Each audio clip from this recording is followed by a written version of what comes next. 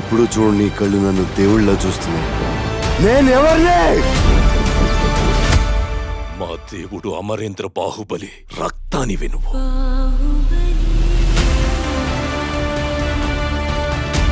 నా ఇద్దరు బిడ్డలకి ఈ సింహాసనంపై సమాన హక్కుంది.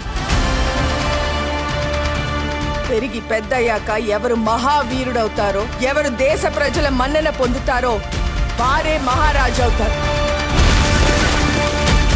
బాహుబలి నేను చూశాను. చచ్చిన వాడేలా వస్తాడ్రా?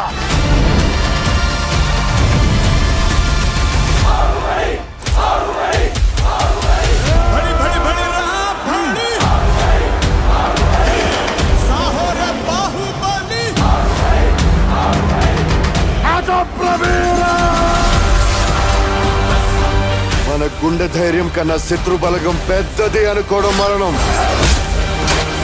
ఆ మరణాన్ని జయించడానికి నేను వెళ్తున్నాను.